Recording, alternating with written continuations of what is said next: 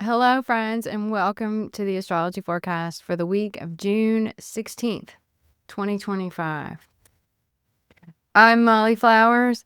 Visit my Patreon for the notes for this week's forecast, more forecasts for coming weeks and months, and other various things that I am working on. I'd love to have you there. Before I get into the forecast, I want to take a hot minute to show you something that I got this week. 3 boxes from Otter Spirit. Otter Spirit. They're an online company that makes magical bracelets with semi-precious stones. And I got a trio, a good luck package to bring me luck. And the feeling of them, the vibe of them is pretty good. This is multi-Amazonite. Very pretty. Look at how nicely these two coordinate together. And they've got these little charms on them. And it comes with a little card showing you what the vibe of it is. This says it's multi-Amazonite and aventurine. I am healing at my own pace. And my world is filled with abundance. And then there's a third one in the set that I want to show you. Now, they were kind enough to send me these, and they just asked that I show them to you. And if you'd like to take a look at their offerings, and wow, look, isn't that pretty? Look, it's one of my favorite colors, this blue color. And don't they look smashing and lovely together?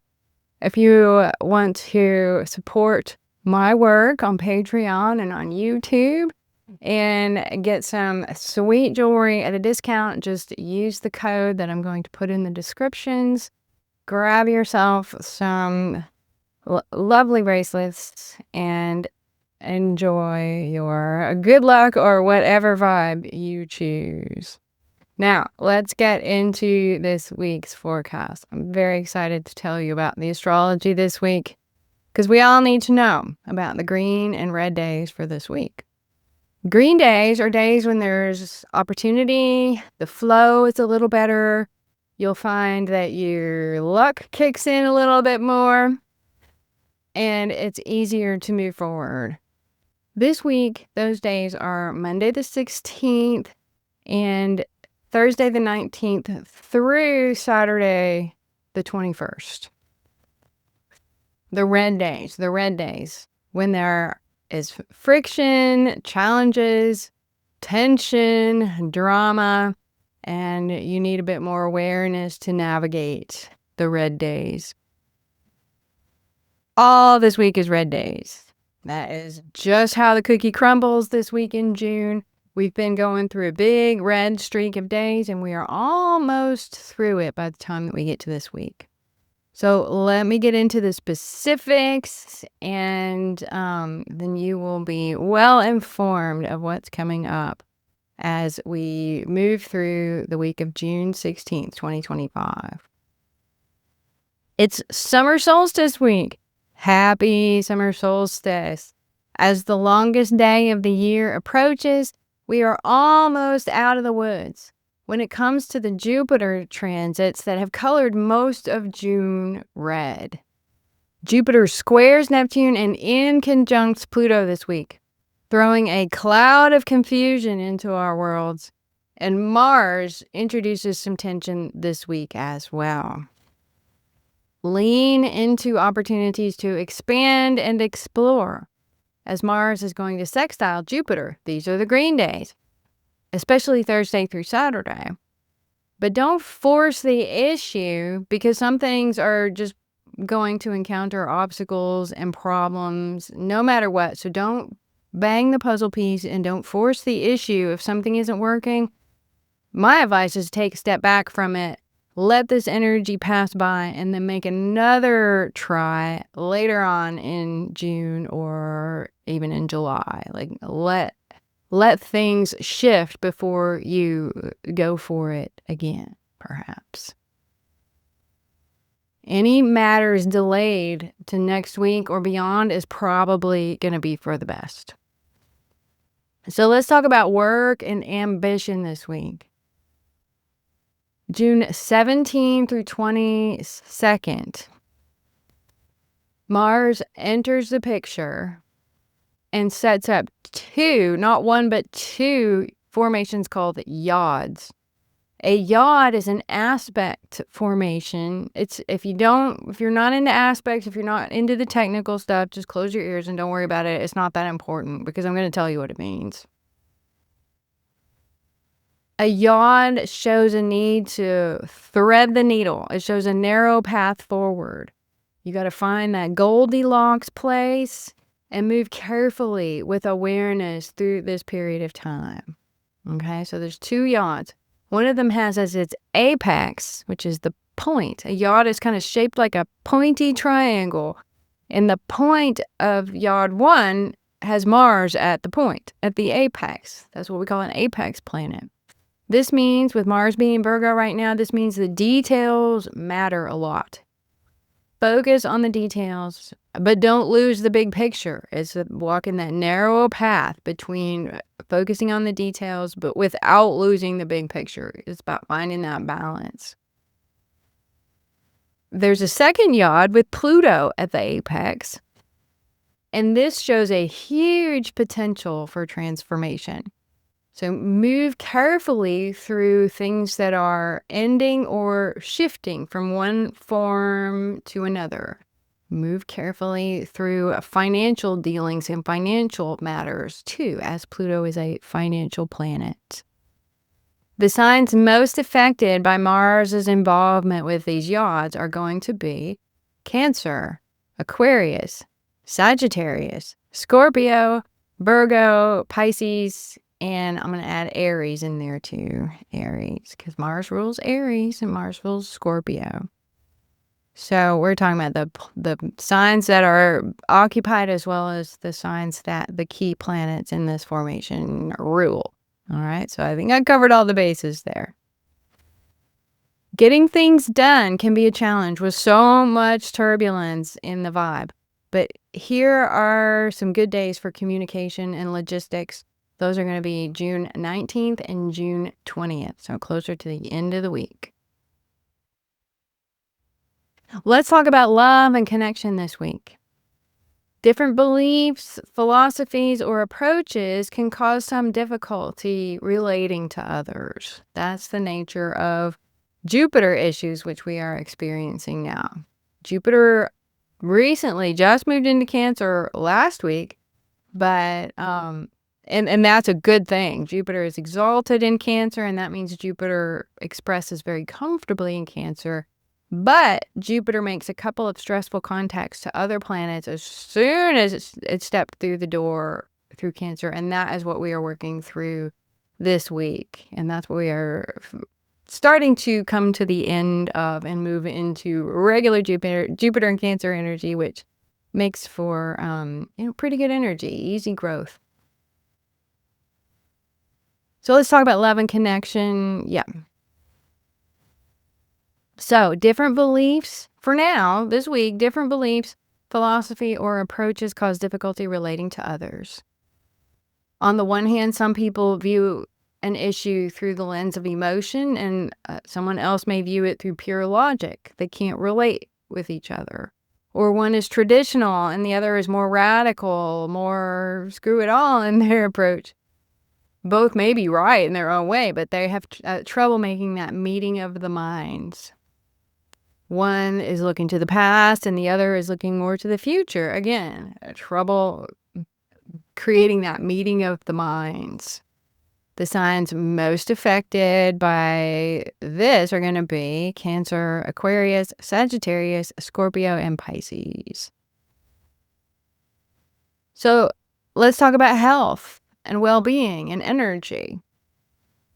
Jupiter's squares, especially to Neptune, which holds through the 18th or thereabouts, can temporarily take your defenses offline, making you more prone to infection and allergies and overconsumption and other environmental sensitivities. Addiction is a Neptune idea. Neptune's connection with water shows issues with edema or water weight. if you have been struggling with these issues that I mentioned, conditions may resolve on their own or get easier or less confusing after June 18th, when this energy starts to wind down and move off. So let's talk about what the moon is doing this week. As we start the week on Monday, the moon will be in logical, objective Aquarius, supporting teamwork and lending its energy to an objective, drama-free, impersonal view of things. Monday afternoon, the moon slips into emotional Pisces, calling for compassion and flexibility in your dealings as you herd the cats and sort through the details. Pisces is a sign of compassion. We need to have a bit more compassion because some people are a little bit out of it when the moon's in Pisces. When the moon enters Aries on Wednesday afternoon, the Aries mood pushes folks into action and inspiration. The Taurus moon weekend shows an outdoorsy and or sensual vibe. A great time to get out and enjoy doing the things that you enjoy doing. There's a real nature connection with Taurus. So this is a great weekend to get out in nature and hug some trees and see some pretty things, some flowers, and just enjoy being in your body to the extent that you can. Sometimes it's easier than others. But I think it's going to be a little easier this weekend as the moon moves through Taurus. The moon moved into the third quarter on June 12th, stays there until Wednesday the 18th.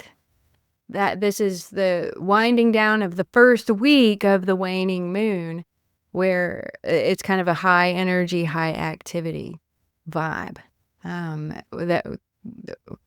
that releases the full moon energy as the moon starts to grow smaller and move towards the new moon. When we get to the 18th, we're going to move into the fourth quarter of the moon, where we'll spend the rest of the week. This is where it's the last phase of the moon, so it's the final, it's like the wrapping up phase. It's like you're moving out of the apartment of the current lunar cycle. You're tying up the loose ends, you're getting organized, you're letting go of stuff that you don't need anymore, whether it's actual physical stuff and garbage or whether it's mental and emotional stuff and garbage. This is a perfect time for letting go, cleansing, cleaning, tidying up, and making space for the new lunar cycle that starts around the 25th. I drew a couple of tarot cards to give us some guidance for the week. I asked the tarot, what do my subscribers and followers and the people who are going to see this video, what do they need to focus on? What do they need to know? The first card I drew was the Eight of Cups reversed. All right, the Eight of Cups is a card of letting go, of walking away from something that is no longer emotionally fulfilling. The reversal implies that there's some difficulty or some unwillingness or some resistance to moving on. So this spread, this read, this quick read seems to be about something that maybe all of us in our own way struggle with letting go. Maybe you have felt blocked or stuck or somehow unable to move forward and move on and walk away from whatever it is. Maybe you feel like you have invested a lot of yourself, a lot of your emotion into it. Whatever it is, the second card that I drew was the Eight of Wands. So I got two eights. Interesting. The Eight of Wands represents a flurry of activity and communication. Things are going to move in that situation. The issues, it looks like, are set to be clarified, and things are going to move forward. Whether it's a clean break with the past, you've made up your mind that it's a break with the past, or you understand why all of a sudden you've had this resistance to leaving it all behind for good, and you reconcile whatever situation that is. Either way, I'm seeing movement towards something. After the eights comes the nines in the tarot, and the nines are about being more complete within yourself. All right. It's a number of independence in the tarot. It's a magical number too. Nines are very dynamic in magic too, because it's 3 times 3. 3 is sacred in magic. And so when we have 3 by 3, that's even more powerful. Awesome. Can't wait to see you on my Patreon. Join my Patreon. There's a free level where you will get the notification every time. You will get notified every time a new weekly forecast comes out. You'll get an email and it'll pop up on your phone. How awesome is that? And you'll never miss another forecast by me. So I can't wait to see you there.